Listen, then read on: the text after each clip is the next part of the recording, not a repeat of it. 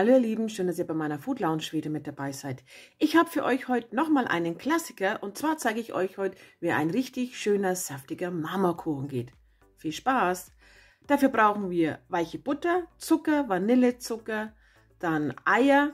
Die genaue Mengenangabe steht unten in der Infobox. Und dann brauchen wir noch Mehl, Backpulver und Milch. Das waren jetzt die Zutaten für den hellen Teig. Dann brauchen wir ja noch einen dunklen, dafür brauchen wir auch noch etwas Milch, Zucker und Backkakao. Ja, wir legen mit dem dunklen Teig los. Da müssen wir was vorbereiten und zwar habe ich jetzt Zucker und Kakao in eine Schüssel gegeben. Da kommt jetzt die Milch dazu und das verrühren wir, bis wir so richtig schön cremigen, dunklen Vorteig, sage ich jetzt mal, haben. Wenn ihr merkt, es wird zu fest, gibt einfach noch ein klein wenig Milch dazu. So soll es ausschauen. Dann geht es weiter mit dem hellen Teig, dem Grundteig. Da gebe ich meine weiche Butter in eine Schüssel, die wird cremig gerührt. Und erst wenn die Butter cremig ist, kommt der Zucker dazu, also einfach hineinrieseln lassen. Und der Vanillezucker. Das Ganze dann so lange verrühren, bis das schön miteinander verbunden ist und dann kommen die Eier dazu. Und zwar einzeln, also ein Ei hinein, 30 Sekunden verrühren und dann das nächste. Und die Eier sollten Zimmertemperatur haben.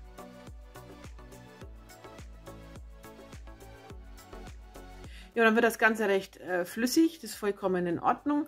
Wenn die Eier hineingearbeitet sind, kommt dann nach und nach nur das Mehl dazu. Und ich mache das dann abwechselnd mit der Milch. Also Mehl und dann Milch. Immer wieder so im Wechsel.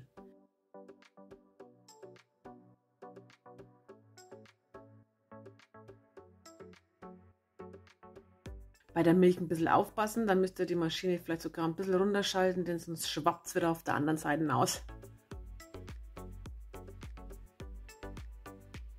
Ja, und das machen wir jetzt so lange, bis Mehl und Milch verarbeitet sind. Und dann ist der Grundteig fertig. Nein, ist er noch nicht fertig, denn es fehlt noch das Backpulver. Das gebe ich immer erst zum Schluss hinein. Ich werde oft gefragt, warum ich das mache. Ist eigentlich ganz simpel und einfach. Wenn ich das Backpulver von Anfang an mit hineingebe, kann es passieren, dass ich das Backpulver kaputt rühre und dann geht der Kuchen nicht mehr hoch. Also einfach zum Schluss hineinrühren und fertig. Ja, dann gehe ich nochmal mit meinem Teigschaber durch. Rühren nochmal rum, dass auch wirklich schön alles verarbeitet ist. Und manchmal klebt dann noch ein bisschen Mehl am Rand. Das mache ich einfach da so mit hinein. Dann braucht ihr eine Gugelhupfform. Ich hatte hier jetzt eine Silikonform. Nicht die typische Gugelhupfform, aber ihr könnt wirklich jede Gugelhupfform nehmen, wie ihr wollt. Ihr könnt auch eine Springform nehmen. Also was ihr halt daheim habt. Ja, die sprühe ich ein. Also ich traue denen, da steht immer dort, braucht man nicht ansprühen. Nee, macht das nicht. Fettet es trotzdem ein. Also entweder mit Butter und Semmelbrösel oder ich hatte hier jetzt ein Backtrennspray. Einfach ordentlich einsprühen damit oder einfetten. Und dann gebe ich schon mal die Hälfte von dem Teig in meine Form hinein. Die andere Hälfte muss noch in der Schüssel bleiben, denn die müssen wir noch zu einem dunklen Teig verarbeiten. Man könnte das jetzt mit dem Spritzbeutel machen, aber dann macht man wieder unnötig Plastikmüll. Und ich habe es halt einfach mit 2 Löffeln portionsweise hineingegeben. Wenn ihr eine andere Idee habt, könnt ihr das mal gerne in die Infobox schreiben, wie ihr es macht. Ja, hier ist der Rest. Da gebe ich jetzt einfach meinen dunklen Vorteig hinein. Und das wird dann einfach nur noch verrührt.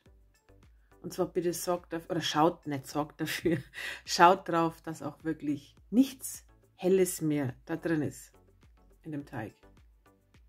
Also ich habe es erst mit der Maschine hineingearbeitet und dann wieder mit dem Teigschaber. Denn manchmal, man sieht es jetzt hier, kommt die Küchenmaschine nicht ganz runter und unten war es dann weiß und dann klappt es eigentlich ganz gut mit dem Teigschaber. Oder ihr macht es gleich von Anfang an mit dem Schneebesen.